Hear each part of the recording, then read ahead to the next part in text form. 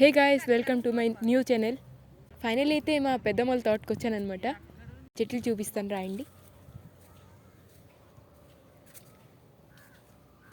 ఇవైతే మా అల్లడి చెట్లు గాయస్. మేము 20 days బ్యాకే పాతామన్నమాట.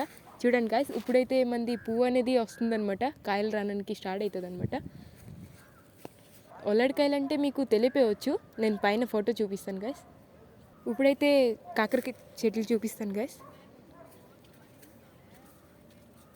చూడండి గాయస్, మా కాకర చెట్లు ఇప్పుడైతే పాతామన్నమాట. మేము ఒక 30 days అయిపోయింది దీనికి పాతీసి.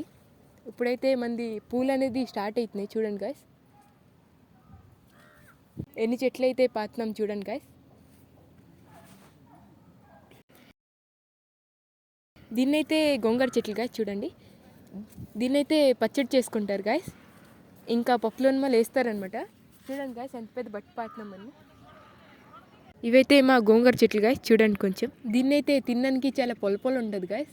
ఇప్పుడైతే దీన్ని మనం బేరకాయ చెట్లు చూపిస్తాను గాయస్. చూడండి, బేరకాయ చెట్లు అయితే ఒక నెల రోజుల ముందే పాతామన్నమాట.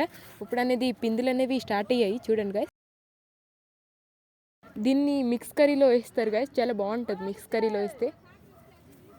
ఇదైతే ములుం దంపులు గాయస్. చూడండి, దీనిలో అయితే చారు వండుకుంటారు అనమాట. చాలా బాగుంటుంది గాయస్. ఇప్పుడైతే మేము ములుం ఒకటి ఎగ్ తీసామన్నమాట. చూపిస్తాను గాయస్, రండి. ఇంకా చూడండి గాయస్, ములుం దంపు అయితే.